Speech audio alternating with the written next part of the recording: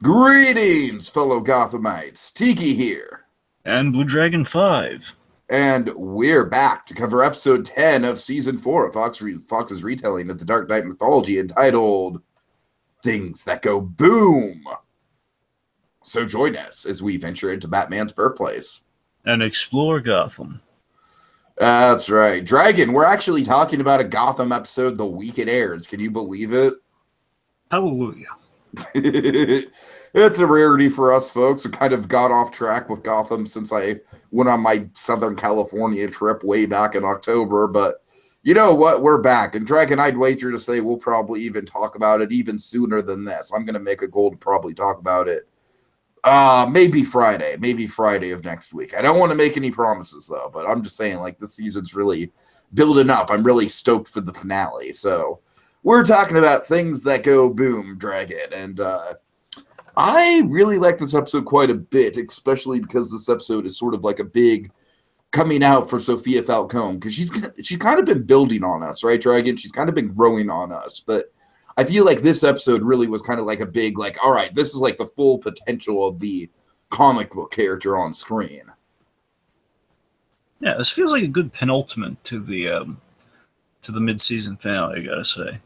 I still have no idea why this arc or whatever is called A Dark Knight.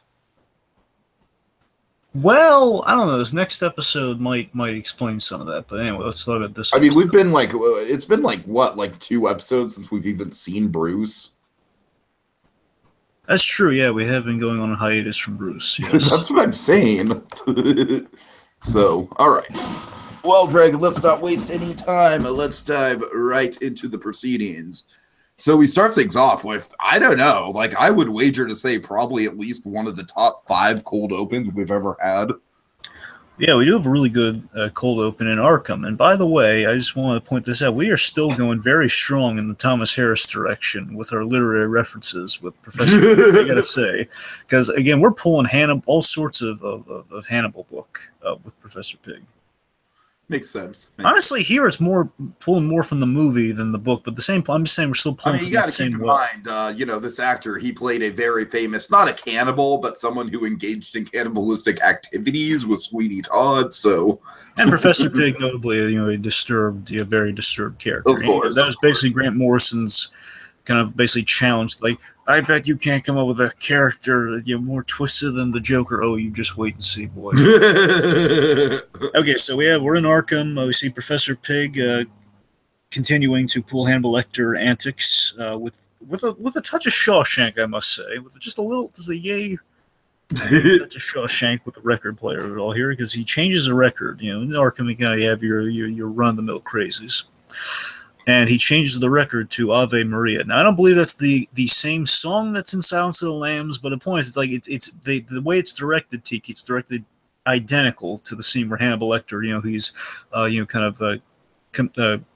composing with the music as he's hearing it after he's done something horrific. So it's kind of right here in the scene identically. So don't tell me it's not for any doubters out there. Don't tell me it's not a reference to Silence. I mean, I assume he didn't have a bunch of crazy people trying to kill him for playing the music.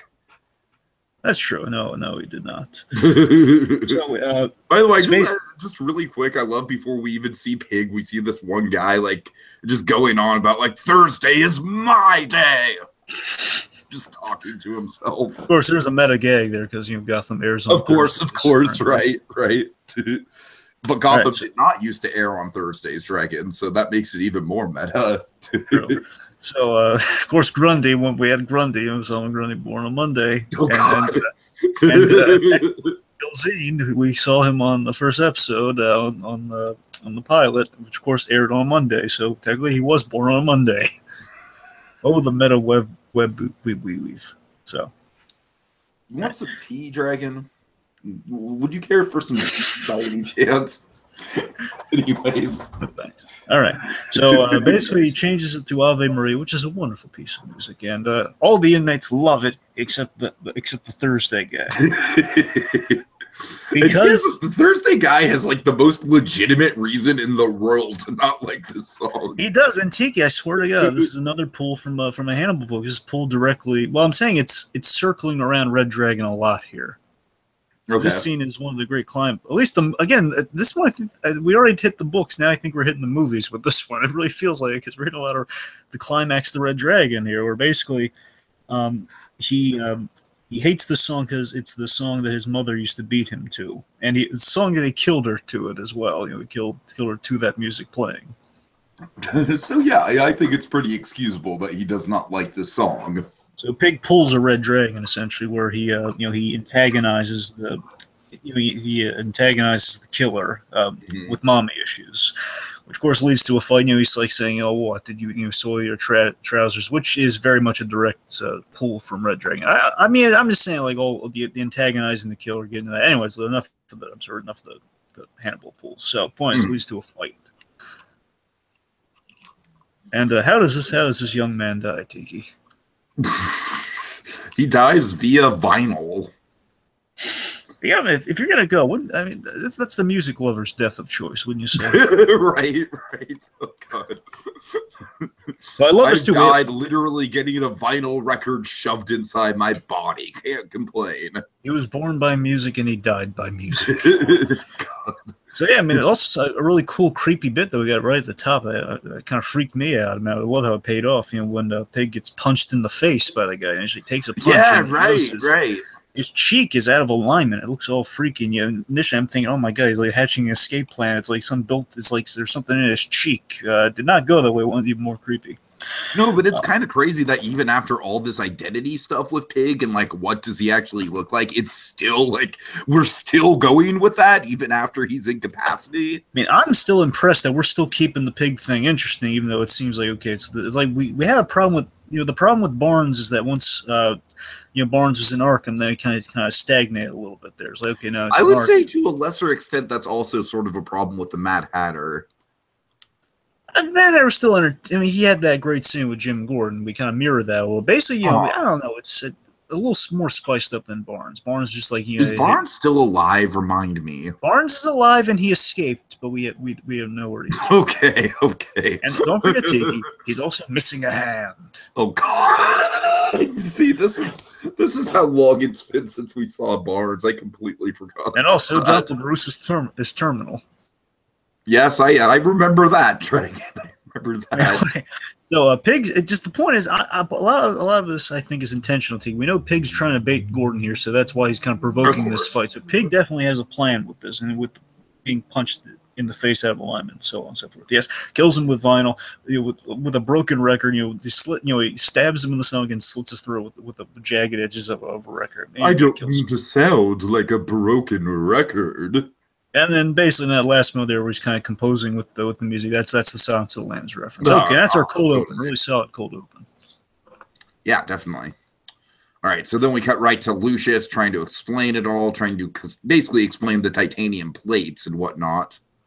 Yes, now this I thought was really cool, and again, I like how we're having this one foreshadowing the ideas we're going to get years later with Hush. Yeah, I like that we have Tommy Elliott in this season. We're kind of foreshadowing kind of the stuff that he'd be up to with whole, changing your appearance and everything. And so yes, essentially he has titanium plating surgically grafted onto, and again, I love we're doing all the freaky surgical stuff with Pig as well. It's titanium plating surgically grafted onto the bones in his face, and he's had a lot of reconstructive surgery. So he's definitely the face that we see here is not Pig's original face. Mm-hmm. Again, keeps the pig ball rolling. You gotta appreciate. Now it doesn't make sense. And again, I like that Gordon's kind of. I like that Gordon's posing this question. It doesn't really make sense for a serial killer to hide his identity after his crime's been committed because he just bask in the glory. Why hide his name? He's just still Professor Pig. Right. So Lucius is putting a sketch together. That's what Lucius is going to be doing, and we're going to find where that goes by the end. Meanwhile, Sophia. All right, yeah, Sophia's visiting Gordon. She's like very upfront, like, oh, I thought we'd be calling each other. And I like Gordon, man. Gordon's like taking control of this situation. You know what I mean? He's like, no, forget it. It's not going to work. Even with the penguin out of the picture, I don't see a way forward. Just no. Just no. Jim's learned his lesson after about 3 seasons at this point. That's what I'm saying. That's what I'm saying. Exactly. But seriously, I do love that he's smart enough just to say, okay, Sophia is gonna be a big problem. He's very directly again. He's not being cruel. He's just being very direct with with her. Uh-huh. Just shutting her down, and she does mention though, and again, I'm loving this, and Crystal Ree I think has done such an excellent job this season with Sophia, and I think it's all like I said, I mean she's always done a great job with the role, but I think this episode in particular, like we've really had a slow burn to this, but it's paid off.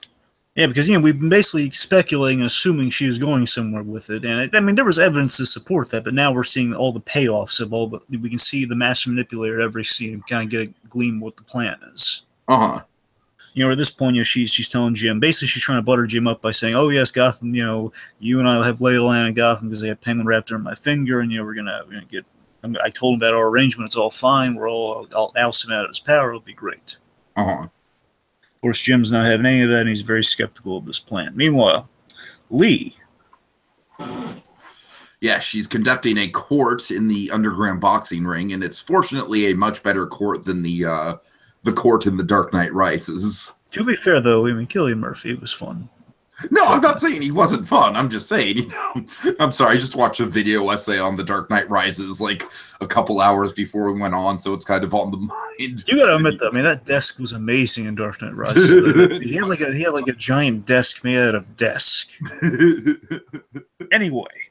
So I really like this. Like a court to kind of like settle just like personal disputes in the underground boxing ring. Kind of like Gotham's version of Judge Judy, but not televised. Yes, I'd like to think of it that way, Dragon. No, but seriously, I really like that. Again, they're selling me on the Lee story this season, which I was surprised by, and I'm really loving that. I think Lee's back on track so far. As we said, I really do think it wasn't Baccarin's fault at all for season 3. It was really just on the writing. Yeah, Baccarin, she's really delivering this episode. She's doing fine this season. I think this episode is a really good one for her. So yeah, she's right. She's working up. The storyline I feel like is a little out of place from the rest of the stuff we've got going on. That's my only complaint about it. Like, it's a great storyline. I really like it. As a matter of fact, like I thought, I almost Dragon. I gotta say, I almost kind of brought a tear to my eye with the Riddler stuff at the end there. That got me a little bit. But at the same time, I feel like all the stuff with Sophia going on in this episode is like so ramped up that there's a little bit of a disconnect there. Did you feel that? Like, as good as the Lee stuff is? I'm going to give it the benefit of the doubt, T. Again, I think it's building to something, and so far it's been entertaining me, so I'm going to give it a shot. All right.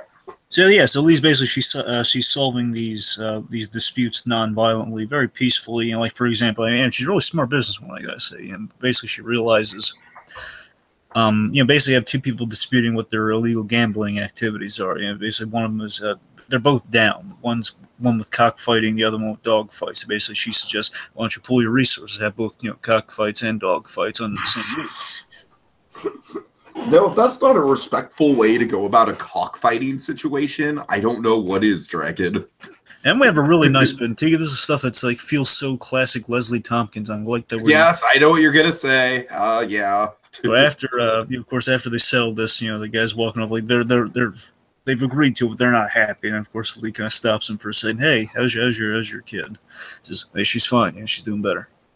Fever came down thanks to you," which is nice. Yeah, no, I got to admit, I was like, all right, that's what I like to see. That's what I like to see, And of course, I like how this version of Tompkins Dragon. It's really interesting that they've definitely hardened her, but at the same time, she hasn't lost any of that goodwill that kind of made us like the character in the first place. You know what I mean? It's like we're doing, again, what this season's been doing a lot of, again, building off the mythos that we've established in the show. We're going back to season 1, but now with character added to it. So it's, like Lee is, she's the kind doctor that we had back in season 1, but at the same time, she's kind of linking up with the comics where she's a very strong-willed character. This is the woman who kind of tells Batman to take his medicine. That's the kind of right. Leslie Tompkins is. So we're kind of getting that.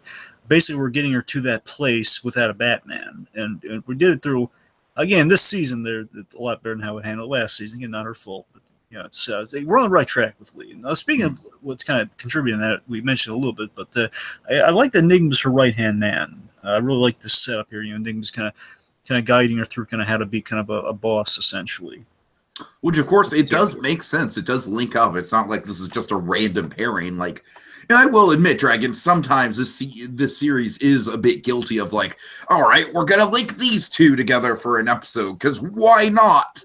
But really, this Lee and Riddler thing, it makes all the sense in the world, because season 2 is kind of hinged on, you know, basically like the death of Enigma and the birth of the Riddler. Yeah. And Lee was at the forefront of the death of Enigma. And again, these two characters intertwine because, you know, he ruined the relationship she had with Jim Gordon with the whole death of the baby and everything. And that's on Enigma's head. And of course, the perverse thing is that, you know, she's the one who kind of said, hey, let's strengthen the friendship between. Exactly. Right. Between these characters. Yeah, let's do double dates. You know, let's see where that goes. So again, it's so interesting, such an interesting pairing, and seeing how full circle they've come. And of course, Enigma is. If you haven't noticed, Dr. Dawkins, I'm still a moron here. I'm getting my treatments. And again, we're going to find out why Lee is not getting any. Making any headway on that, so it would seem. Okay, meanwhile, we have Plot walks in the door, T. What does that Plot look like? Yes, Plot does indeed walk through the door. The Plot looks like a guy who got really beat up. Yes. So that guy was just really beat up. You know, he's a victim of the South Side boss of the Narrows, Samson. Yeah. Yes, and I can't wait to talk about Samson because he's fun. Yeah, I think you probably liked him a little better than I did. Well, you know, I don't mean to like. Again, he's not Yates or anything, but right. I'm just saying he's he's no Boss Biggs Dragon. But at the same time, though, that's the thing. At the same time, he is kind of a little bit Boss. That's what I liked about him. That's what I liked about him. You know, that's what I'm saying. I like him as a one-off. That's what I'm saying. Well, we'll get there. I hear you.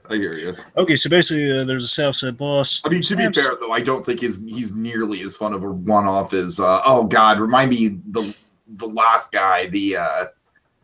Don't tell me. Shoot, Dragon, help me out. I'm drawing a blank. You're not thinking the Stromos, are you? What? But which one-off from Batman the Animated Series or one-off? No, a one-off from Gotham, like the last guy we had who was great at what. Like he got killed like after one episode, but he was really awesome in that one episode. Oh right! Oh, you're oh God!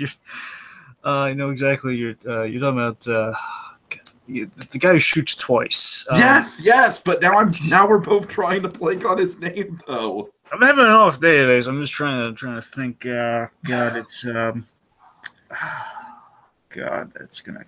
Darn it! I know. You know what? I'm gonna look into my notes. I know I'm gonna remember it, but it's a bad day for me remembering things today. Hold on. Dragon riff a little, and I'm gonna look into the notes just so it's not a dangling thing. Okay. Anyway, so Enigma points out to Lee that, you know, this is something that she's gonna have to get used to, being the new boss. You know, taking it for Cherry, and basically she's gonna have to deal with this. And deal with people, you know, challenging her authority. So she's going to have to make a statement of some kind. He recommends sending Grundy. You know, a little cameo Grundy there. Mm-hmm. And I like this. I like this, like, kind of how we delineate kind of leadership between the two of them. That Lee doesn't want Grundy to be her go-to move, and I think that's smart. You know, she doesn't want Grundy to be like, hey, she's going to send Grundy. It's going to be like her one parlor trick she uses to get what she wants. And of course, if anything happens to Grundy, then her territory is going to be slim picking. So it's going to be easy picking. So it's a smart move on her part. So anyway, so Enigma's a little skeptical of this, and we're going to see where that goes. Meanwhile... Yeah, go ahead. Yes, so Penguin is confronting Sophia. Bum, bum, bum. He's confronting Sophia. We have great shadow work in this episode, by the way, in this scene, because we had it in the previous scene, but here it looks really good. Penguin in shadow looks amazing in this scene. So basically, Penguin confronts Sophia about Martine witnessing her kiss with Jim. Mm-hmm. Which, again, I called something in this episode. Yeah, you did. So, seemingly, Penguin's confronting her with it. And, of course, the great Victor Zsasz enters the room. And, of course, he just kind of benefits the scene whenever he just walks into it. God, I'm sorry, Dragon. I'm looking through my notes. I'm still drawing a blank on this damn guy. I have it from me. Can you riff for a minute? I have all like stuff. Yes. Okay. So let's see. We were at Victor Zsasz walking in. All right. So yeah, Victor Zsasz walks in. He's like, "Oh, I can assure you, Sophia, this is not going to be pleasant." And she tries to laugh off the Martine accusation. You know, she says, "I care deeply about you, Oswald." And Martine, he doesn't know what he saw. And let's see. So Gordon is I'm sorry. Okay, so Penguin basically calls out, like, "I looked into Jim Gordon, and he took a trip down south just shortly before you arrived here. Coincidence? I think not." So basically, Oswald, you know, he calls out pretty much exactly what she was. You know, it's plotting to destroy her from the very beginning. Let's see. So Sophia she tries flattery, doesn't work. Oswald wants all the info about what she's been planning with Jim, and she Headhunter. What? Headhunter. There we go. All right. God. All right, there it is, folks. It's out in the ether for anyone who's, like, no, they can't just tease me like that. They just can't, speculate on the name of a character and then not tell us what the character's name is. All right, I'm sorry. Well, you know what his name really should be, Tiki? His name really should be Double Shot, but anyway. Double Shot. That's a good name. I like that. Okay, anyway, so we have this great bit where, seemingly Sophia's dropping she's dropping the charade after she's been caught here, and she's playing. I like that initially she's played scared and desperate, but then she just drops and says, she just kind of confronts Penguin by insulting him. And I love it's kind of a meta thing, kind of critiquing the Penguin this season by saying, you're losing your mastermind touch basically. Where's Penguin's umbrella, Penguin? Man, where is that? You've been off your game this season. Yeah, exactly. Been wrapped around my finger. They pulled this with Fish Mooney and my father. It didn't work. But anyway, so she's calling Penguin on his stuff there, which I like how that pays off, by the way. Kind of, it's a challenge directly to the Penguin, which he's going to take this advice to heart in a really, really awesome way. Mm-hmm. So she has that great line. All it took was goulash and a foot rub. That's all it took. Anyway, so just to boil it down, I guess a little. Of course, Victor Zsasz in the room. It's never good. But Victor Zsasz does not get the job in this case because Penguin introduces Sophia to his torture specialist, the dentist. And he's not the kind who gives out lollipops. Which is a great introductory line, by the way. I love that.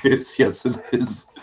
Oh, God, Dragon, I love the dentist. You know what I love about the dentist? What do you love about We'll break it down more when we get into it, but essentially the resolution to the dentist is kind of like an elongated verbal version of the swordsman from Raiders of the Lost Ark. Because it's essentially like this guy comes in, he flexes like, "Oh, I'm going to torture the living crap out of you." And it's like, nope, no, you're not.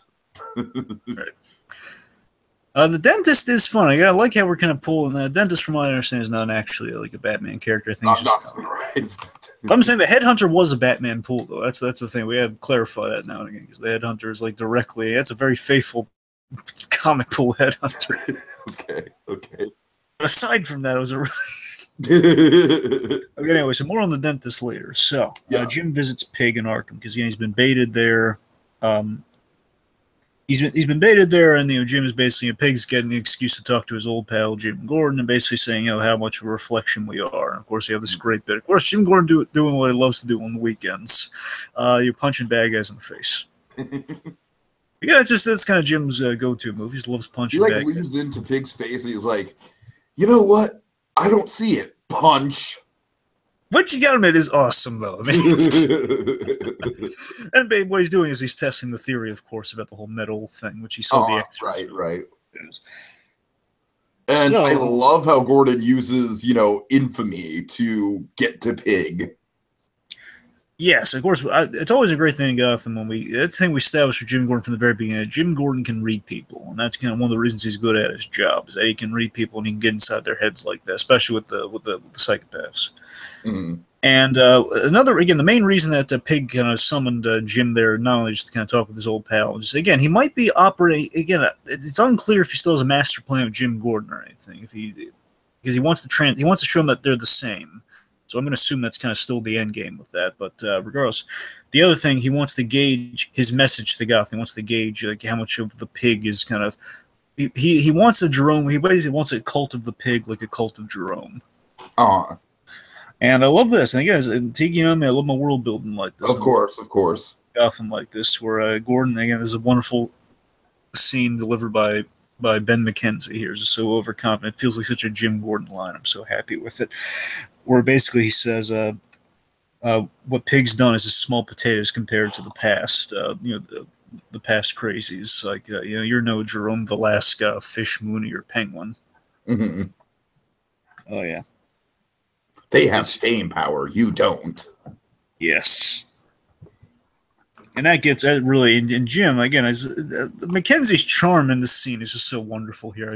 You can see he's loving getting. And of course, Gordon's secret weapon in this scene is just simply ignoring Pig. And again, like, so you know what? I'm going to walk out that door, and that's all it's going to take.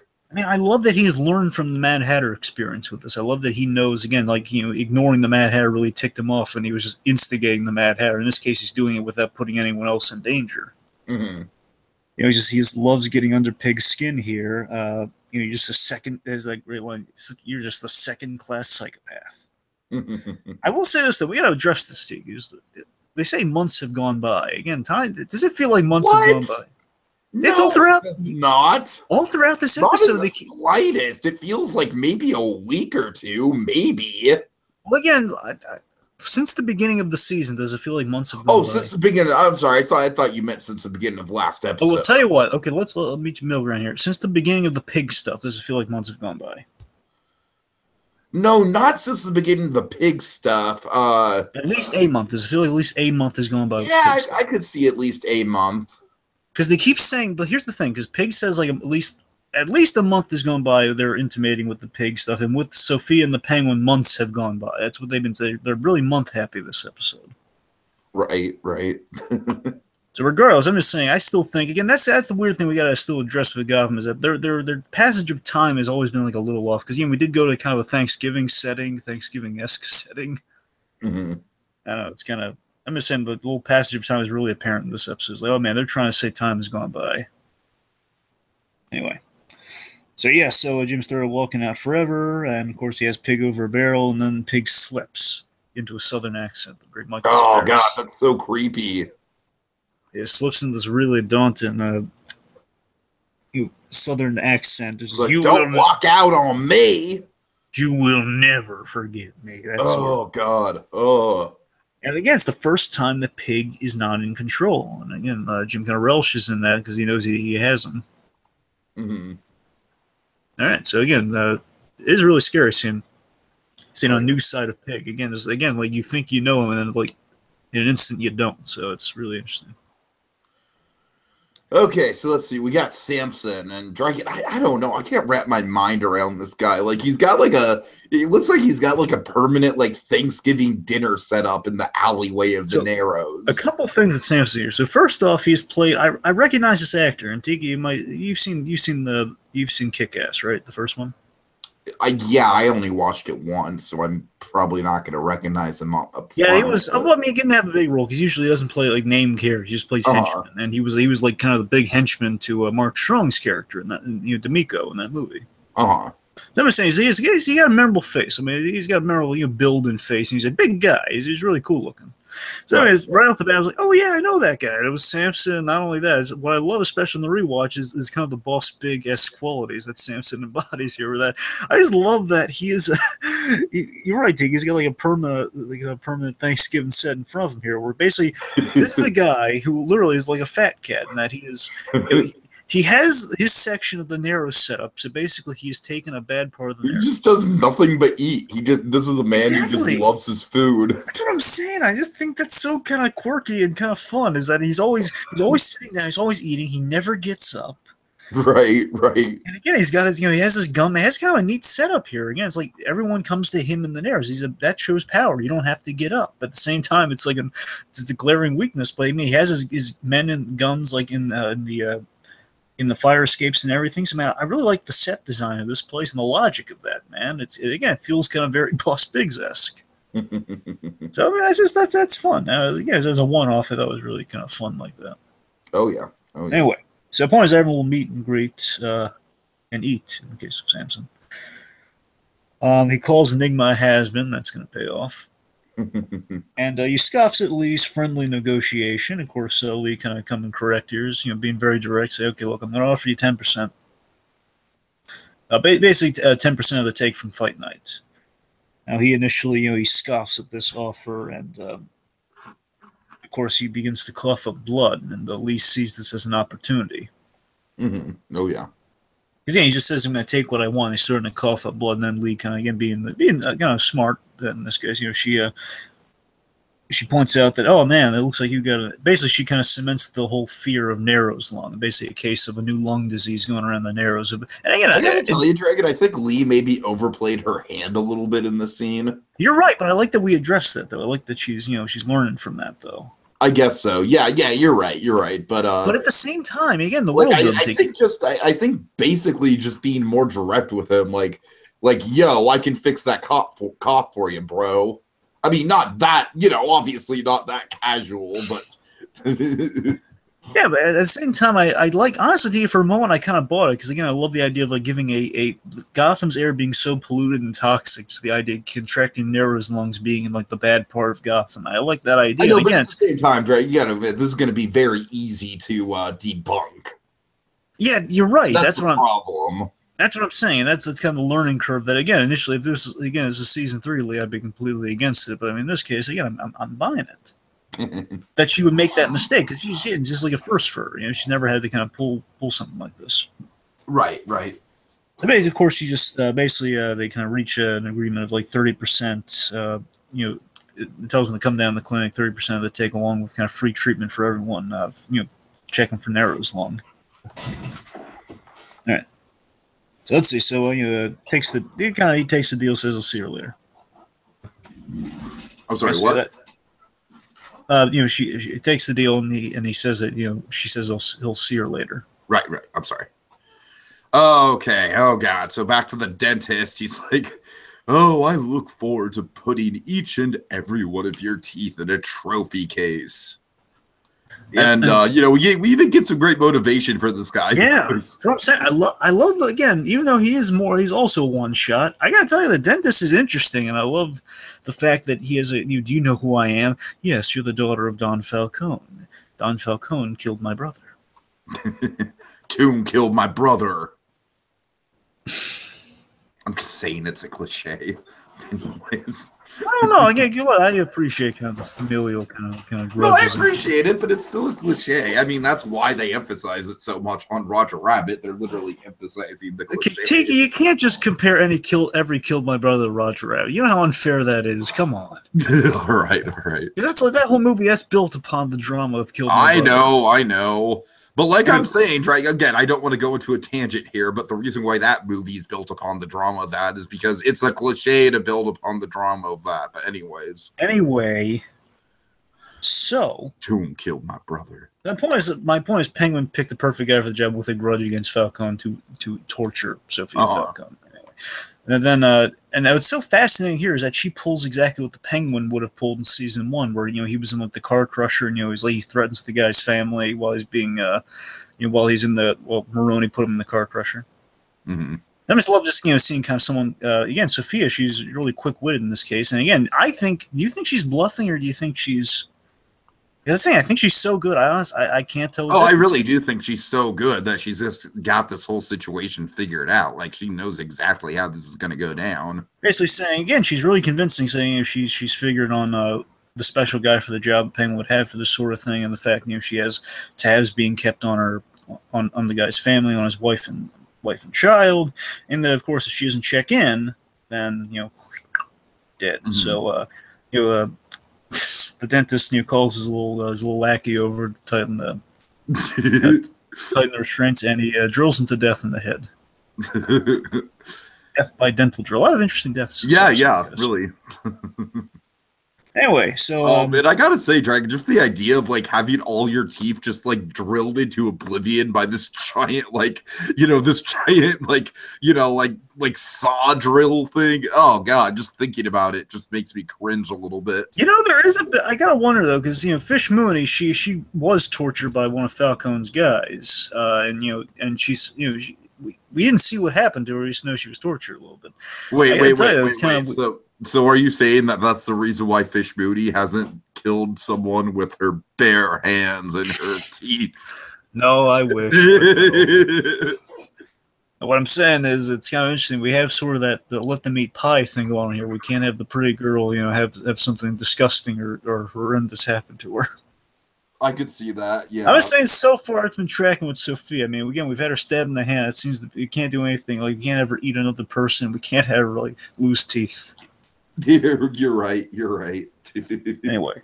Okay, so moving on to the next scene. Oh, yeah, so Sophia is, after walking out, she is instantly captured again by the sirens.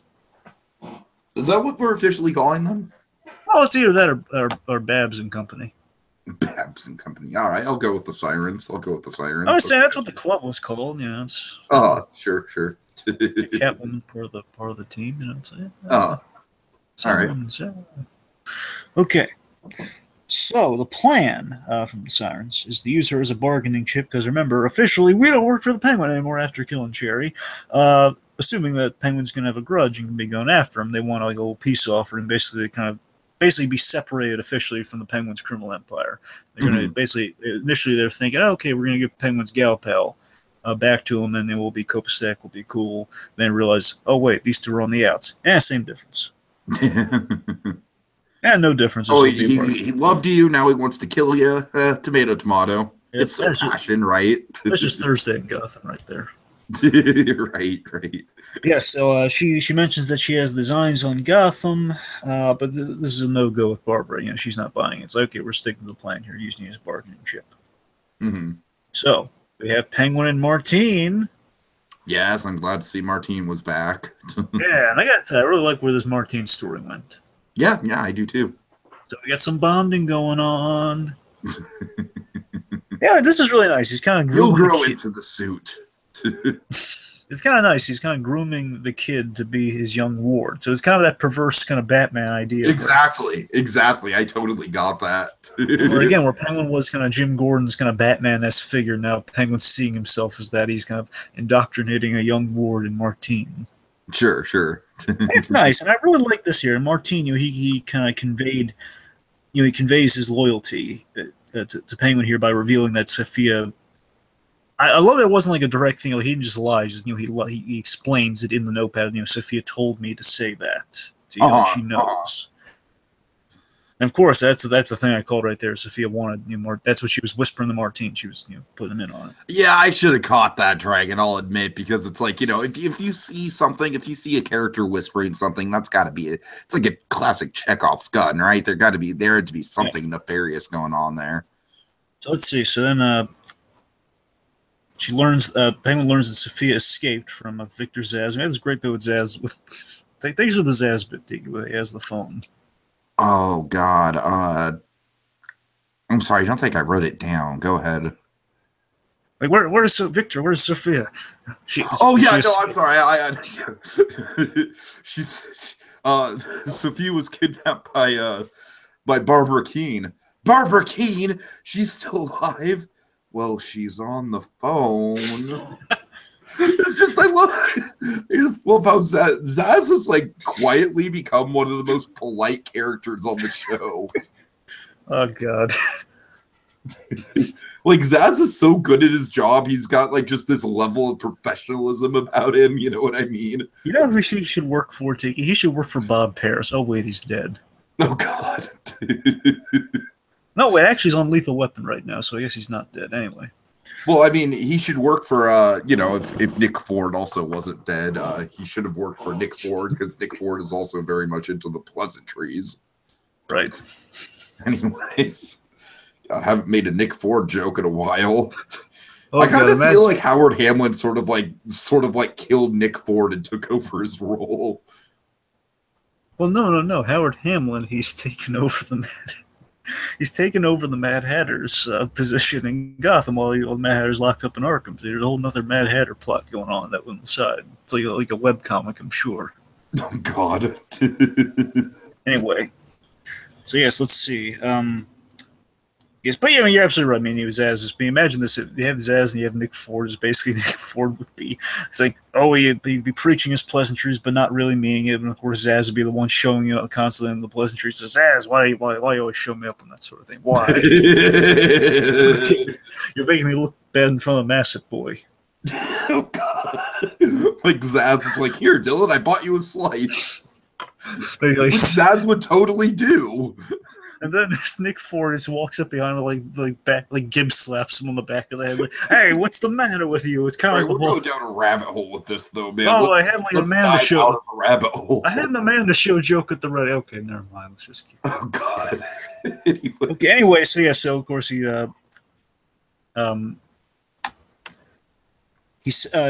sending Zaz. He's sending Zaz to do. He's sending that monster Zaz. That monster Victor Zaz. I like the fact that we got to get a scene with Barbara and Zaz, getting to do some more just to make fun of that scene.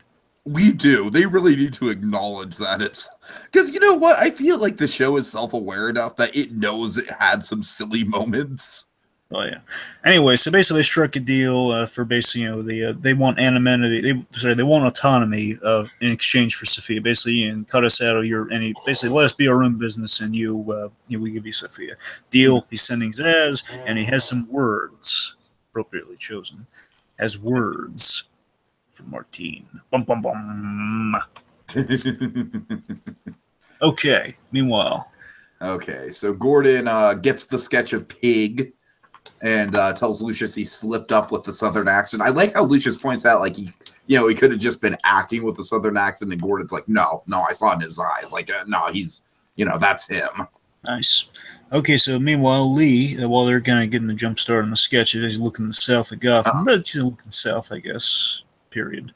Lee tells Nigma that basically, Lee explains to Enigma that narrow as long as a big bluff. Just, again, Enigma's a little slow on the uptake. At least so he thinks right now.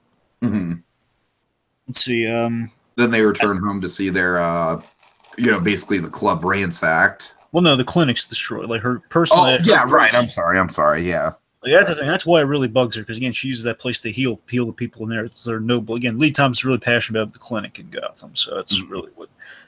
Yeah, that's the whole reason she took on the criminal enterprise to kind of stick up for the narrows of that clinic. So it's been destroyed. And also I want to point out, I like that, the women in Gotham, we've had a turnaround ever since that first half of season 1, Tiki, where the women in Gotham are a lot more sly and a lot better liars. Look at Sophia especially. Again, we're getting a lot.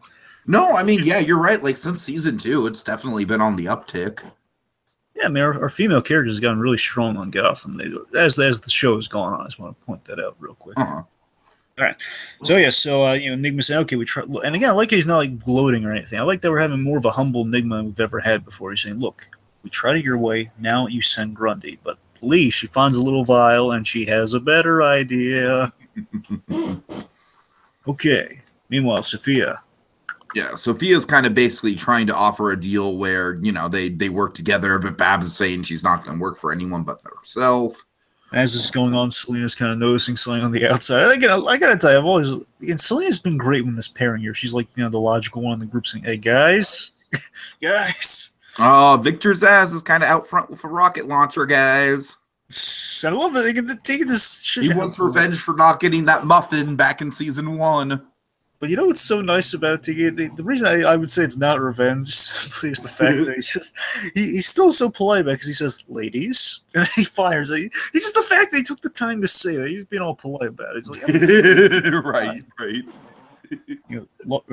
Rocket launcher fires. the new place that Ra's al Ghul bought in tatters. Just all the guns destroyed. Sirens can make their way out of the smog. Sophia is playing this. Honestly, what Sophia's doing here, she's playing this like her father, but even better, because her father, at the first sign of the chaos in Gotham, of the powers changing Gotham, he got out of there. That's the difference between her and her father. Sophia's sticking it out. Right. I'm just making deals on the fly. Okay, anyways, yeah, so Barbara is very mad at the Penguin. I'm going to break his little beak.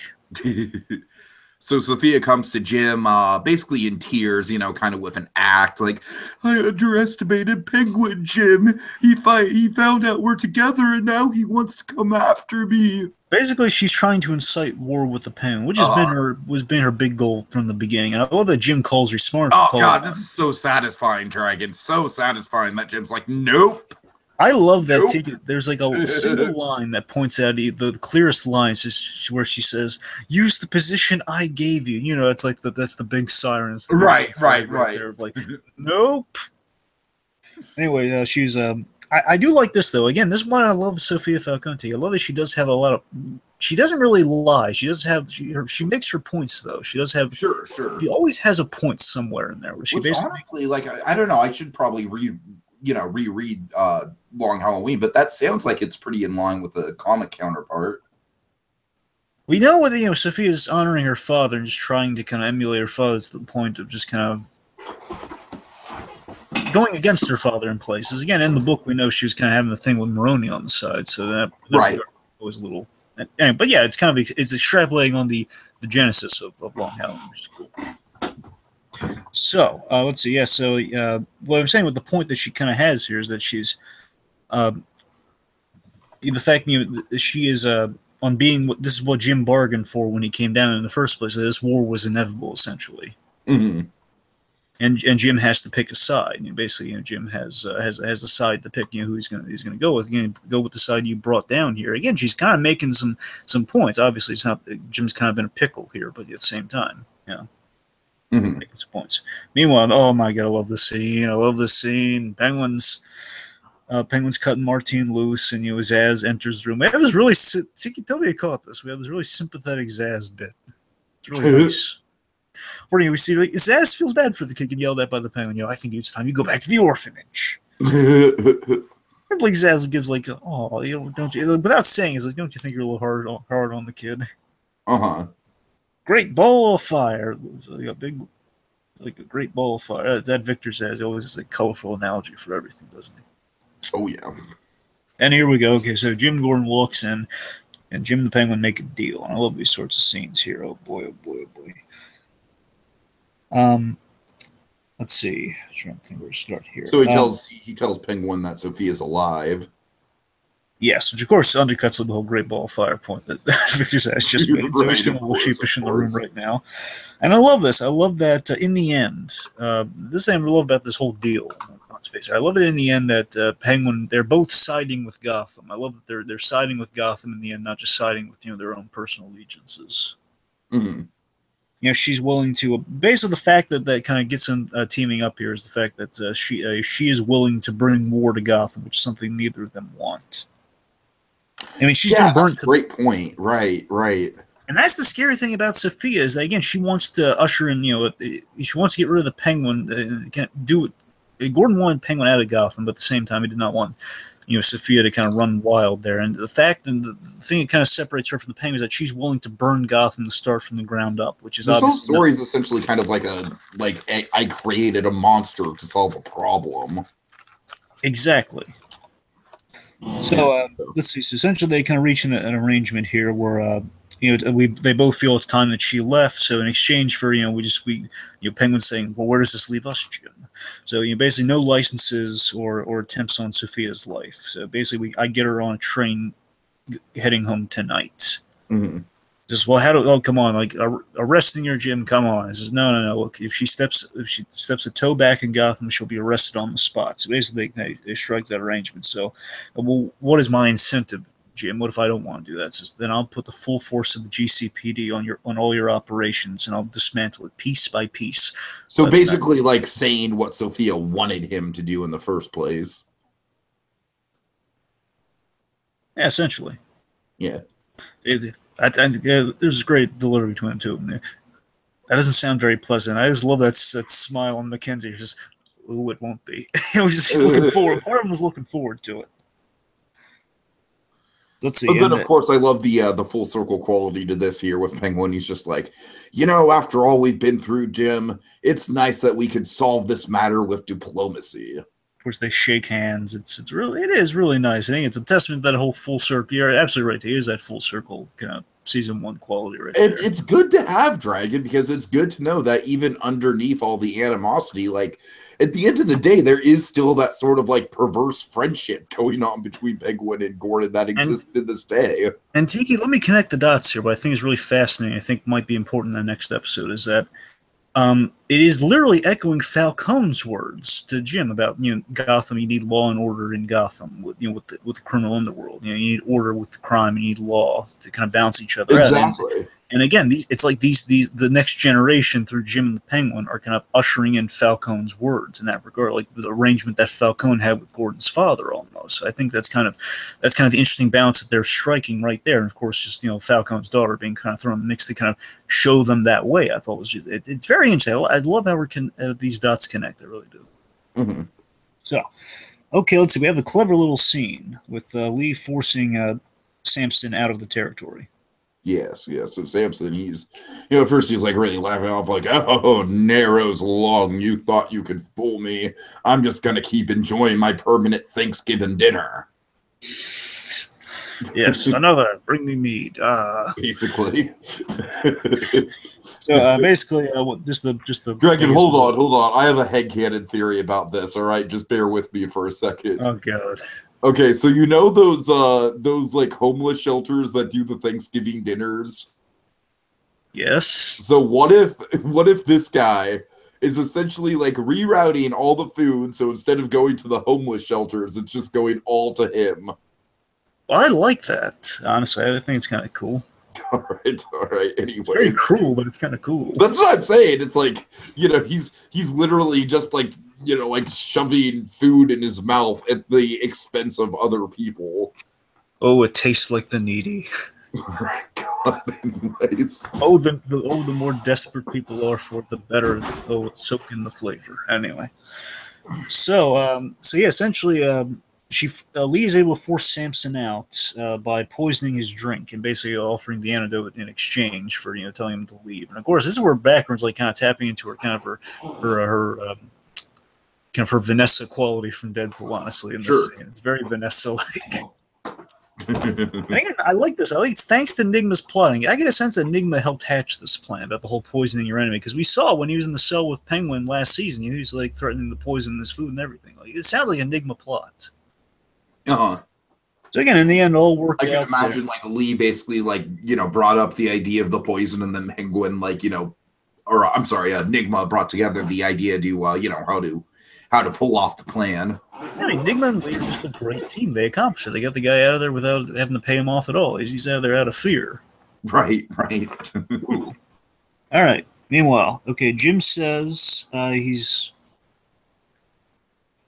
All right, yeah, he has a scene with Sophia, where basically, he tells Sophia that, he's doing this to protect her. And I do think Jim means that to an extent. I do think he does want to protect Sophia, but at the same time, he does not want her, again, to burn Gotham down. So it's kind of I mean, to a certain extent, he's kind of protecting her from herself. Yeah. And also, it's like the respect he has for Falcone is also kind of protecting her from like inciting war in Gotham and bad stuff happening to her as well as just Gotham itself. So it's kind of a mutual protection. Sure. And she tries to charm him. She tries to charm. She lays out. She lays out some truth here. And I like that. Again, this thing that fascinates me about Christopher Reeve's performance of Sophia here. She does lay out some truth that is inalienable truth about Jim. And I think underneath it all, I think Jim realizes this, is that she basically says that. Basically, she has a line that kind of intimates that there was a power appeal, that Jim Gordon is a character who's always been a man without power in Gotham. If you ever look at just the character on the whole, you see that. That's why he needs to forge these alliances. He's a guy who he works with what he has with limited resources. So Jim Gordon deep down is a character who wishes he had more power, and Batman is that kind of form of power. You look at through the Gotham context, he's forged alliances with Penguin. He's always been a guy who is a fundamentally a good man, but he needs more power. In this case, Sophia brings that power, but the compromises that are involved with that scare him. So basically, Jim is sending her away to deny, to on some level, deny himself that quality. That if he had this power, it would corrupt him. It's Jim Gordon's perpetual fear of corrupting himself by proxy, corrupting the city. Mm-hmm. I really like that, kind of like that truth that she kind of brings out in that last month before he cuffs her. Honestly, kind of like that episode of Batman the Animated Series with the Cat in the Claw, the ending with the cat. Yeah, right. Anyway, okay, so she's going for a little train ride with Harper, the real Renee Montoya. Goddamn right. Again, so far I'm down for her being. If she was really, can't we just have like a John Blake reveal that she was Montoya the whole time? I mean, so far they haven't like randomly killed her off without any sort of farewell like the other real Montoya. That's what I'm saying. Okay, let's see. So then we have a nice scene here. Before Penguin's about to forgive Martine, but he can't find him. He finds like, a little note discovering that Martine has been kidnapped. Finds it on his little drawing pad. So poor Martine, he's in bad company here.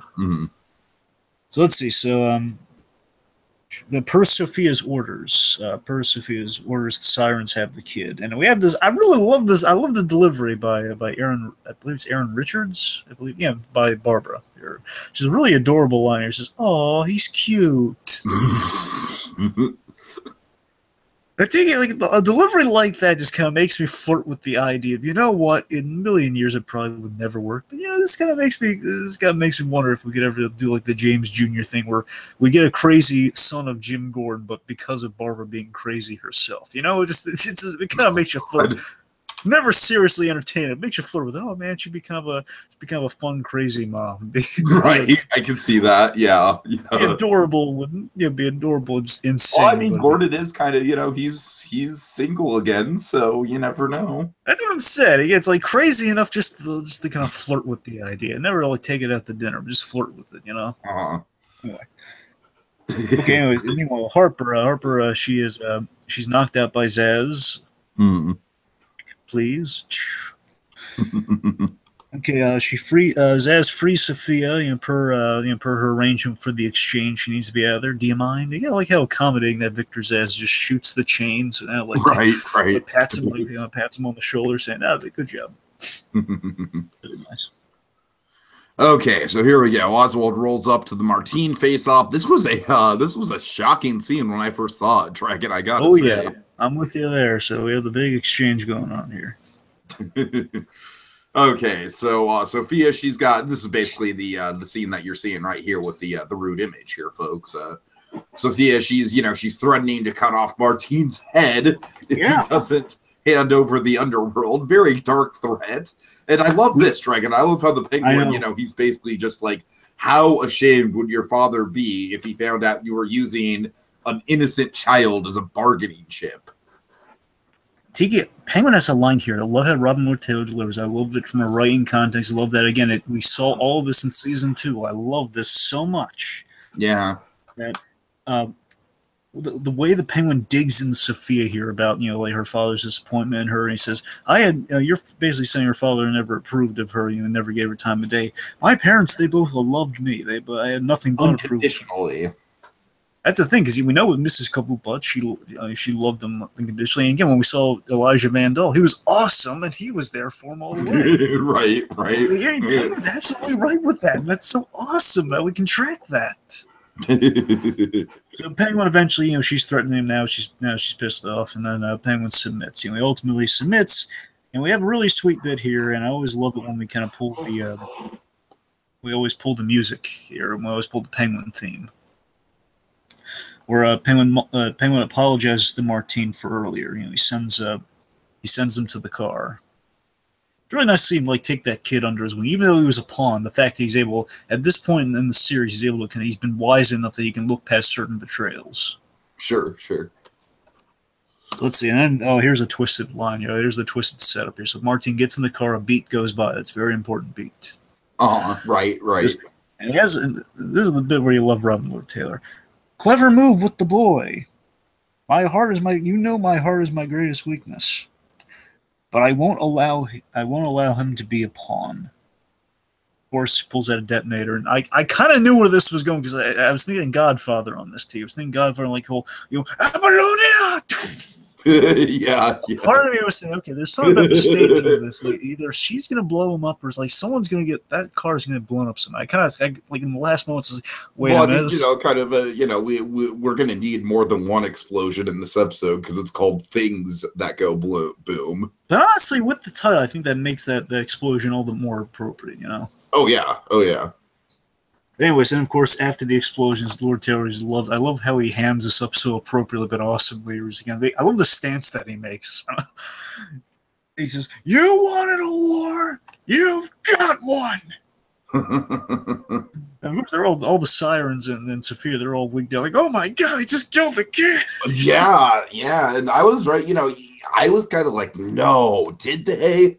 Oh my god! I mean, it made sense with that writing. That I mean, that's again, Penguin made his peace with the kid, and then he blew him up.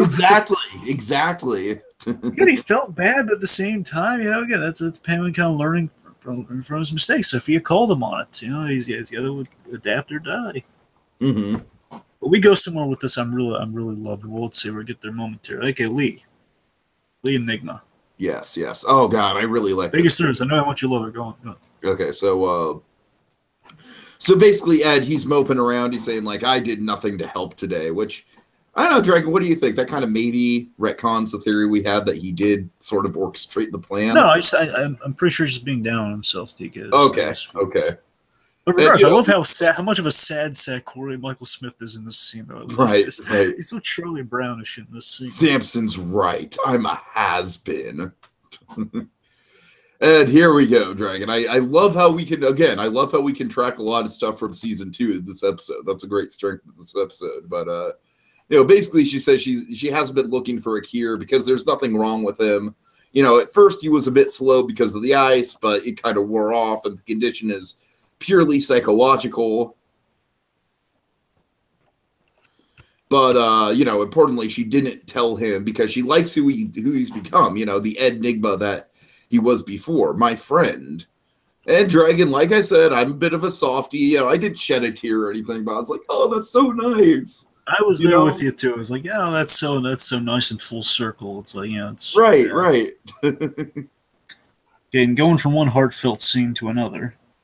Mm-hmm. Well, there's a little separator in between. So real quick, the sirens. So here's where we're going with the sirens. Sirens are forced to work with Sophia because now they have no capital. Their building went up in smoke, so now they have no choice but to work for Sophia. And again, Sophia's such a good businesswoman. Now she has like her new lackeys. Mm-hmm. Again, she offers him a piece of Gotham, which of course the idea of like kind of divvying up Gotham, of course, always kind of a bit of a no man's land. Oh, yeah. Kind of vibes. That's always kind of something to look forward to. We'll see how far they push that. Okay, here we go. Oh, my God. This is a beautiful little scene coming up here. Okay, Martine. Mm-hmm. He's alive! He's alive. We have a little kind of one of those film flashbacks. I always love when they do this on Gotham. We have like kind of that like little the film reel kind of effect when we go to these like little how it was like the one good thing about those stupid Peter Petrelli episodes in season 1. Yeah, you're right. Anyway, so we see basically Martine went to the car during that beat. What we didn't see is that he saw like a little hole in the seat with a little sign that said "This way, down." Go down the hole. And yeah, so Martine's alive, and now he's going to be guarded by Zaz as he leaves Gotham. And you know me, Tiki, I don't know if you picked up on this, but I love this idea so much because I always love the thematic thing of Penguin. When you leave Gotham, you're ushered out of the city, kind of personifying Gotham, all that stuff. So the idea that Penguin is giving this kid the same chance that Jim Gordon gave him in the first episode, basically sending him. I didn't really catch that at first, but you're right. That's a good point. That's what I thought. And then we played that great heartfelt, that Penguin, da, da, da, da, that kind of that Elfman-esque score, the theme of the Penguin here. Where just the idea that he's sending Martine away to never return to God. He's using the same word choice, to never return to Gotham. I think I would like to think when Penguin says never, I think that's him secretly saying, I hope one day he returns like I did. I think that's what that's what he hopes. But at the same time, it's just, he's looking out for the kid the same way, he was given that chance to kind of go on an adventure to better himself. So he wants the kid to kind of grow stronger and be safe at the same time. Again, he's sending Victor Zaz to kind of guard him along that journey. So that's really nice. Right. So, and of course, Penguin's got something cooking up for Sophia. Okay, Lucius, yes. So, Lucius exposits that Pig is sorry, I lost my place in my notes there for a second. Sorry. Lucius exposits that Pig is Laszlo Valentine, which is from the comic, by the way. That's who he actually is, Laszlo Valentine. I think they changed the backstory a little bit here, but again, of course, they've changed elements of Pig, so I shouldn't be surprised. But I'm just saying the whole Laszlo Valentine. I'm pretty sure he is like kind of the sophisticate that he was in the Pig identity. So I think they're just adding the Southerner thing. I'm pretty sure that's just added. But then again, Pig's really crazy in the comics. They could have kind of slipped something under the radar without knowing. Right. Not sure. So let's see. So So basically, and now this is interesting. Again, I love that we're adding like kind of these mysterious kind of dimensions to it. And again, it's still building the intrigue with Pig without making it feel like we're dragging him out. It still feels like, okay, it's another surprise here. Where basically Lucius reveals that 10 years ago he had a different modus operandi entirely, which is very unusual with serial killers. And again, that makes sense. That no 10 years Pig ago persona either. no Pig persona, no nothing. Like he didn't No didn't have a police officers. exactly. So he escaped, but the other thing is like why when we were made aware of this, well, he escaped then. That's why. So then Jim realized, oh god, he escaped then, which means he's going to escape now, and he's rushing to Arkham to prevent this. And this, I'm doubting this is like significant, but it could be another deep cut Long Halloween reference. But right. the sequel, the sequel to Long Halloween had another killer, kind of in the vein of Holiday, and that killer was called the Hangman Killer, and just the fact that Pig kills a man by hanging him in a noose. Right. I don't know. I'm reading into it. I don't really think you're going that way, but it's something to consider. It's point Okay. He kills the guy. Then we see, meanwhile, it's basically as he's killing him and escaping. We cut back to the Riddler, and this is a fun callback. Oh, yeah. Well, I love how, earlier it was kind of like we called it, like essentially the ego, right? I believe was the term we had for it. Yeah, now the ego is purely the Riddler. Yeah, which I love. I love that it's like, just the most purely formed Riddler. Ah, so good. So good. And like now it makes sense too that the moment that Enigma realizes, okay, physically I'm fine, but mentally it's just it's basically now that he knows that there's nothing wrong with him. Now it's like the big ethical choice, and Enigma has a decision to make. Have to walk there, and just Enigma's in horror. Just, oh god, it's the Riddler. He's back. He's laughing. Then we have our ending where Pig has escaped, and he is scrolled on the wall in the victim's blood. It's been fun, James. I just love how even seeing that spread on the wall, you just instantly read it in that voice, right? Yep. Like you don't have to hear the voiceover; you just hear that voice in your head. I guess technically it would sound like Yosemite Sam, but I'm still picturing. It's been fun, James. God. Laszlo. Oh man. I'll say. Okay. Anyways. Okay. Right. So yeah, that was Things That Go Boom. All right, Dragon. I did not have time to watch the promo. So what do we got for that? We have a huge promo for the mid-season. Oh boy, something really exciting is shown. Okay. What is it? Okay. So, here we go. So we have Alfred, big standoff between Alfred and Bruce. So Bruce is definitely coming back in the next episode. Alfred's head up to here with Bruce's Playboy antics, which is going to lead to some fisticuffs between the two of them. They'll be fighting. Jim has a trench coat, finally. Just 3 elements, folks. It's the trench coat, the glasses, and the mustache. He needs the damn mustache. And Dragon, as you know, I was right there with you when it came to, certain characters in The Walking Dead had facial hair that was off from the comics. Either they lacked facial. It's funny because the governor in the comics had a mustache, but in the show he was clean shaven. And then Negan in the comics was clean shaven, but then in the show they inexplicably gave him a beard. So I know the struggle, Dragon. I know the facial hair struggle. Anyways. I'm not saying Jim is quite literally that's his bat symbol, that mustache and glasses. Oh, I know it is. I know it is. Anyway, so we have a showdown. Of course, the war escalating. We have a showdown between Penguin and Sophia mounting, and Pig is in the mix. He has a great line, slice and dice. Maybe a little deep cuts, Dark Knight Returns reference. I don't know, but in regards to slice and dice. Oh God! And here's the big one. Are you ready for it? Are you ready for it? I don't know, Dragon. Am I?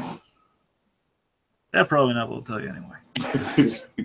We have a very Scott Snyder looking Jerome. He's back. Oh shit! Oh, and he's looking like that. And he's looking like another form of kind of Capullo. Joker, but he's damn. Wow, that changes everything. That just puts a whole wrench in the whole thing. And what's so cool too, Tiki, is that it was like a one shot. You had one shot of him kind of chuckling, and one shot at the very end. What I'm guessing though? I'm guessing it's going to be like a like a tease. Well, I got a theory though. We're gonna get that 1 millisecond here. As I want to say again, I think it's just cool tracking the image wise and the way he looks in that like that one still. It's looking. We went from a death of the family, the whole face removal thing, and now we're going to kind of the end game Joker, where it's basically the Joker who wants revenge. I've been building up that story to you, Tiki. You know. Oh yeah. Oh yeah. Anyway, so speculate. I mean, I don't really have much just because I haven't really had a lot of time. Like, I just watched this episode, so you'll just kind of have to hit me with a couple theories here, Dragon. Okay, let's see. Well, simply, I really think two things are going to happen. Which one of two things can happen with Jerome. The one I absolutely think is going to happen, which would be my big fan theory this season, which I really hope is going to happen. I really want Alfred to be. In this episode, I'm really expecting and really hoping that Alfred just gets so fed up after he has this little fight with Bruce, little fisticuffs.